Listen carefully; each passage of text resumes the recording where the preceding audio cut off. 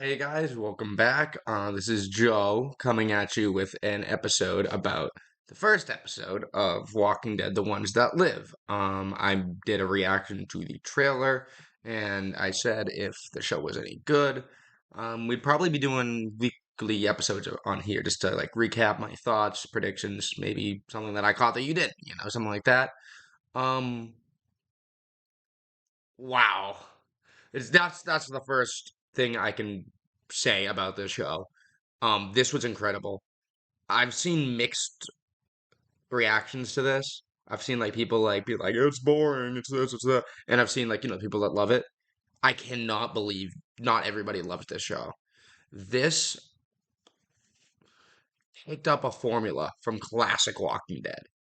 Like years from now, this could be seen as a classic episode. I honestly believe that. I honestly believe that because what it brings back from The Walking Dead that we have not had in so long is you have no idea what's happening. It opens up with let's start obvious spoilers, obviously. Now you can't yell at me. Starts off with Rick chopping off his own hand. That sorry, the ring went off. That is unbelievable. That is the way to start a show. He chops his own hand off.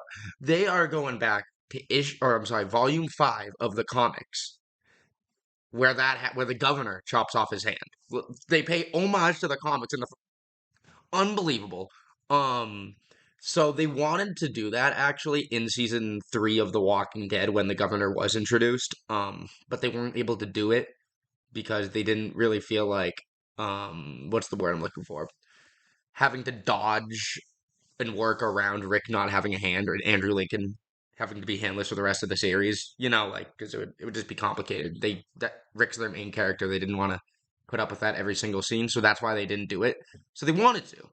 They finally did it, and no one saw it coming, and it equated to absolutely nothing because he immediately, basically, got caught.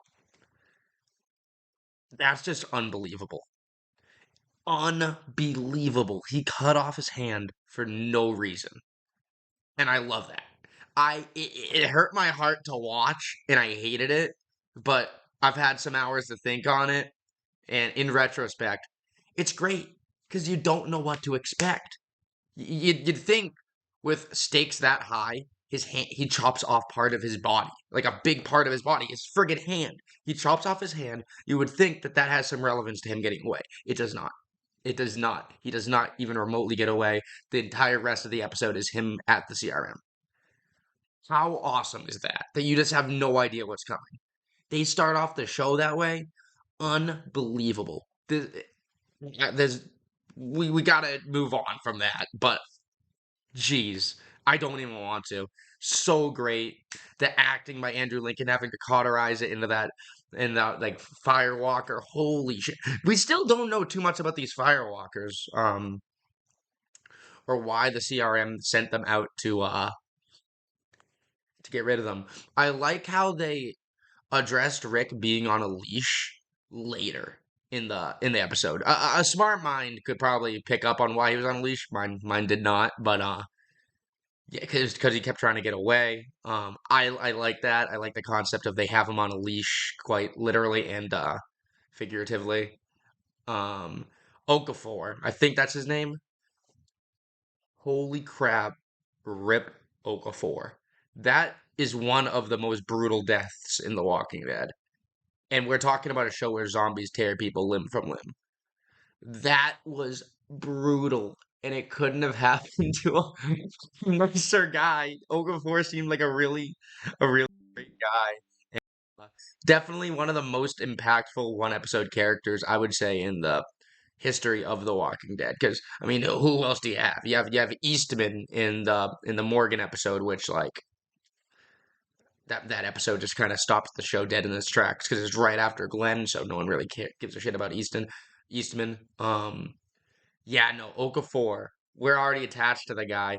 They make it seem like he's gonna be this big guy, and then it's like what they did with Otis in season 2. and I love it. I hate it because I like Okafor, but I love it because I don't know when my characters are gonna get killed off. And I don't want to say obviously now. See, I was gonna say obviously they're not gonna do anything with Rick and Michonne until the end of the series, but now it's like it's unpredictable. And that is what was great about The Walking Dead back in the day. It was unpredictable. You don't know who's going when. You don't know what's happening to this person. At any moment something could happen. They were just sitting in a chopper and something comes in, penetrates this new main character's heart and makes him explode in the middle of a conversation. You are lying if you say you saw that coming. I'm not just talking about like, oh, that's how he died. I'm talking about 45 minutes into that episode after Rick and Okafor had their fight. After that emotional scene, you thought this man was in it for the long run. No one saw this coming, and you are lying if you say otherwise. So don't.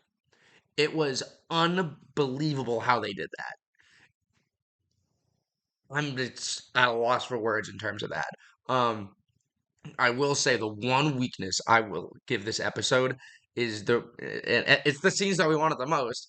The Rick and Michonne scenes, where like they pretended like not to know each other or some shit. Like that was just weird. I kind of get what they were going for, where it's like, would they be together where they're not an apocalypse? They would really hit it off. Their personalities are just matching in that way.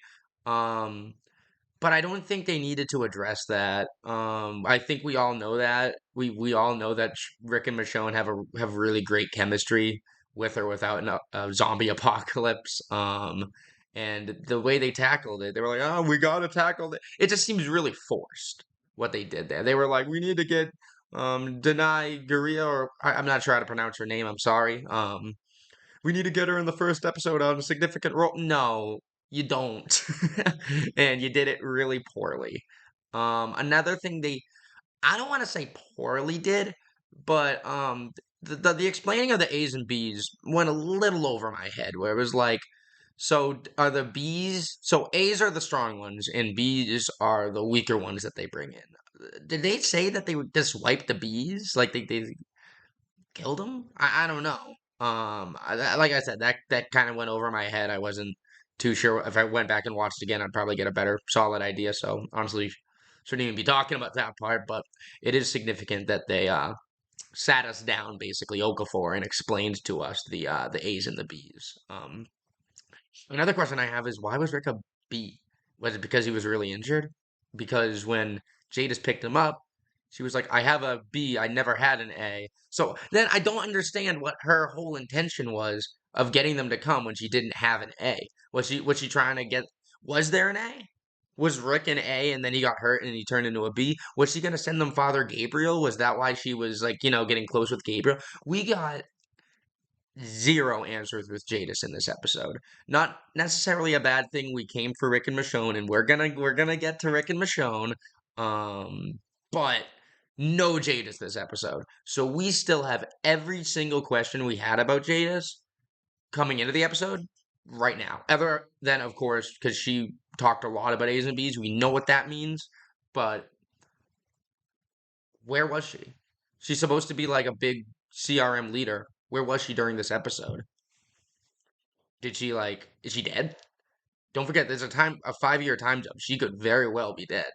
They're definitely gonna explore her. They said that they would. I'm just ignore my dog.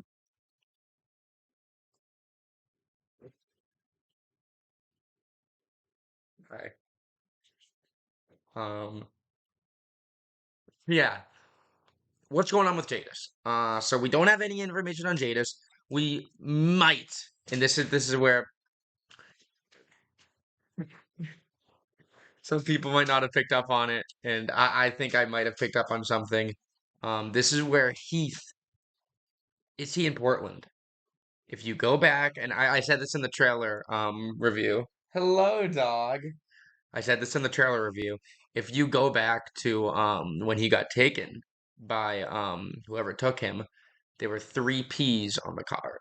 That was the logo on the card. Go back and look at it. That's the card that Tara found. There were three P's on it. Portland. I don't know. I don't know, but they did bring up Portland and shit, you're hitting me with trivia. Omaha, yes. So Portland and Omaha. Omaha fell, and they're saying so Portland. That this is another question. I think they're talking about Portland, Oregon, which would explain the scene in the trailer where they're flying toward the mountains, which I don't think has happened yet. I don't think that scene has come up yet, which is interesting because a chopper just got shot down, and now Rick's with Michonne. Why is he going to go back into a chopper, right? Did he mean what he said when he was like, "I'm really for the Civic Republic now"? I think I'm sorry, even if he did mean that, him seeing Michonne changes everything. Like, on God, he's out of there. But yeah, are we talking Portland, Maine or Portland, Oregon? So Portland, they're both major cities. I think Salem is the capital of Oregon, if I'm not mistaken. Portland is just the biggest city that in that state, and Portland is I think Portland or Bangor, but let's just say it is the biggest city in Maine. I'm willing to bet it's Portland, Oregon, but I wouldn't be surprised either way. I think they're trying to get across the country though in The Walking Dead, and they're in Philadelphia right now. That is confirmed. Philadelphia. They were talking about what Lincoln Financial Park. That's in Philadelphia. Um, and I feel like Portland, Maine is like that's already in the Northeast. Portland, Maine is also obviously in the Northeast. Northwest would be Portland, Oregon, somewhere we haven't explored yet. So I feel like if they want to explore the Northwest, they will go to Portland, Oregon, and I feel like that's where we'll get that scene from the trailer with all the helicopters going in. That was a big path I just went down. We were talking about Heath, yes, and the other one I wanted to talk about was Morgan. I think he's gonna be a surprise. This show has proven that they don't give a shit. They are going to surprise us. They are not going to spoil like they did. Like, oh, Michonne's leaving season 10, episode 13, or the Rick's leaving the show. This character's get that pissed me off so much when they used to do that. They're surprising us again. And that's all I wanted from The Walking Dead. I wanted some friggin' surprises, and we got them in this episode. I think Morgan's going to come back when we least expect him to. I think is going to be somewhere in maybe the middle of the season. Maybe the end. If the ending isn't going to end with Rick and Michonne escaping, heading toward Alexandria, because that would be a great ending point, right? Where it's like he's on his way home. If it doesn't end with that, it's going to end with him finding Morgan. But I think it's going to end with that or something along those lines. So I think Morgan's going to come along about halfway through the series when we least expect him to, because no one's focused on Morgan right now. We're focused on holy shit, it happened. Speaking of it happening, oh my God, they are like I was watching this show when I was in early middle school. Rick left when I was a senior in high school. So I've been waiting for this. I've graduated college. I have been waiting for this since high school. And it lived up because I didn't see this thing coming. I did not see it coming. The plane was shot down. How did Michonne get missiles? This is another thing we need to address. How did she do that? She just effed up Okafor. My poor guy. If Rick's gonna be mad about Okafor, poor guy. There's a lot of questions that need to be answered between those two. Those two gotta have a long talk about why Rick hasn't come back and why Michonne shouldn't have killed Okafor. But they get this technology that I don't even know what it is. Like, what was that went into Okafor's? I don't even know. They got that. She's launching missiles at him. Even when they hit the ground, she's launching missiles at them. And she comes over, starts ripping off. So that's when you could see. I had no clue. I don't think you did too. I think it was very off guard. Probably like, I had a feeling it was Omaha doing it. Because they were like, oh, Omaha just fell in the prior scene. So they were like, Omaha fell. And then now all of a sudden there's explosions and someone's attacking them. I would imagine it being Omaha. So it wasn't. It was Michonne.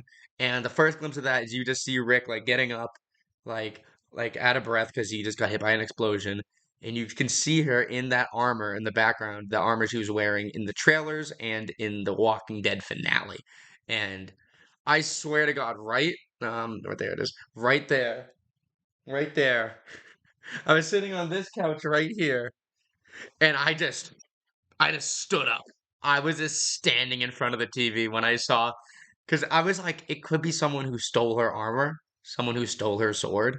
Like, that's what I thought it was. I was like, there's no way they're not dragging this out.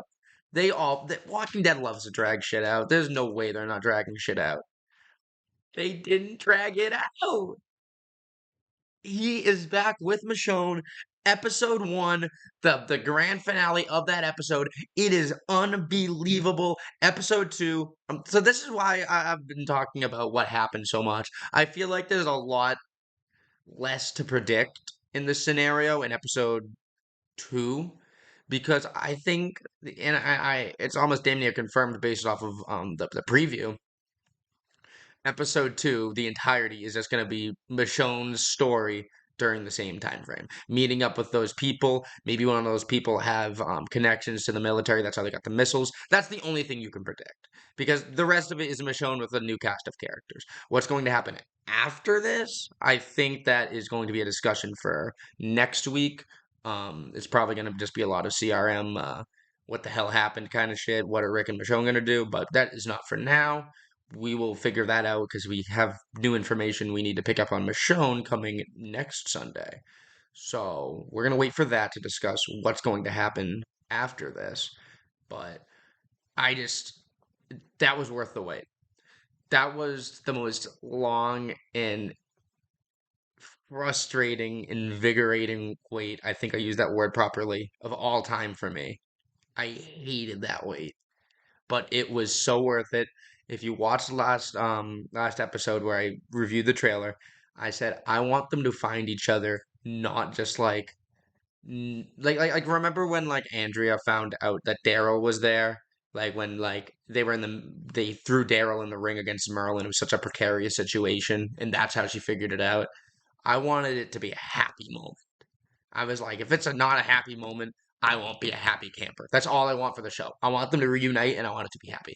This is happy. There is a clip surfacing on YouTube where it's I think it's a clip from episode 2 that just shows like the next 15 seconds where it's like they get up and hug each other and it is just so emotional and I can't get enough of it. This is going to be one of those scenes that I go back to on YouTube and just watch over and over when I'm in the mood to watch it. It's spectacular. I have not had a scene like that in The Walking Dead since I don't even know. I don't even know. It's been so long. This was a fantastic episode. This is probably the best episode since Rick left The Walking Dead, probably before that. This was so good. Kept you on your toes the whole episode. There was so much important information integrated within it. I'm going to be going back and watching this episode. I don't know the last time I went back and watched an episode right after it aired. Honestly, past like the Negan War, um, there may be 1 or 2 episodes I've seen twice. Like I mean like the entirety, let alone friggin' within the same week. That's how good this episode was. I implore you to suggest this to all your friends who like crapped out on the show after it got weak. I implore you, please tell them to watch this. This show deserves our attention as of right now. It was spectacular. Obviously, this could change. Definitely change. It's a great episode. There's still 5. They could crap out the other 5. But this was a fantastic start, and I am extremely eager to be watching next week. I'm going to take a quick look at my notes here. Uh, Rip Okafor, indeed. Yeah, she okay. The only note that I haven't said yet is she's really lucky that she was taking off the helmets before killing those people. She had access to Rick's neck. Michonne with the sword. She had access to Rick's neck before she killed him or took off his helmet. Up to kill him. Before she took off his helmet, she's lucky she did that. I'm wondering why she wasn't asking those people more information about Rick. She must have had a lot of information about where he was being held for her to just be icing people like that, instead of trying to gather information like, do you know someone named Rick Grimes? Is he alive? She must have known he was alive, right? Like, if you know that he's with the CRM, which she directly attacked the CRM, there's no way she didn't already know that information that he was there, or at least had a hunch. she would be like, she should have been like grabbing people, being like, "Do you know someone named Rick Grimes?" And if they were like, "Yeah, she's alive," that's vital information for her. Michonne's a smart person, so obviously she had a lot more information than we might have thought she did going into this in terms of her maybe even knowing that he was maybe not on that plane. I don't think she would have blown up the damn helicopter if she'd known that Rick was on it, but maybe she knew he was like in I don't know. I had no clue, honestly. But other than that, yeah, the scene where Rick and they were that little girl and he like, "You killed my mommy." That was so action packed. It just caught me really off guard. That one lady, I don't know her name. She's funny. I like that character. They're introducing characters that I actually enjoy watching, and it's more so than just the Daryl and the Maggie series, where it's like, oh, I enjoy that. These are characters I really like. That's why I'm so upset about Okafor. You didn't see this in the entirety of the other series, where it's like, dang, I didn't want that person to die. I wanted Okafor to live. I liked him. But I also like this other I don't is she Korean, Japan? I don't I'm not gonna go down that path. That other lady there, you know who I'm talking about. She was great. I really liked her. I hope they keep her. Maybe she has to try to hunt down Rick after he escapes with Michonne. And it goes back to the I wouldn't miss thing. They were drilling that pretty hard, where she was like, I wouldn't miss, I won't miss, I wouldn't have missed. That's going to be important. Maybe I don't know because I don't think she's gonna kill Rick. I don't think she's gonna do it, and that would be the like the line, like she kills him. I told you I wouldn't miss, or something like that. Or maybe she'd like graze him, like she grazed Okafor just to keep him alive, but like contain him. I'm not sure. But there's gonna be something coming with that for sure. At least I think. But yeah, what a fantastic episode. I could not be more excited for episode two. Um, this is everything I wanted and then some. That's all I need to say about the show. It is fantastic. I would highly recommend telling more people about it and be like, hey, Joe said it's a good show. That's all you gotta say. And they'll be like, oh, really? All right, yeah, okay, then let's watch it. That's all you gotta say. But yeah, I will be back next week for the episode two review and predictions for episode three, as long as they, you know, seem to be necessary. Like I said, this week doesn't really seem necessary for predictions. But yeah, like, comment, subscribe. We have more content coming. I know it's been kind of dry on the channel since football ended, but I've been on vacation, so that's a big piece of it. We definitely have no shortage of ideas for episodes, but just me and Mike haven't been free at the same time. Mostly me being in a third world country for the last week. So yeah, talk to you guys soon.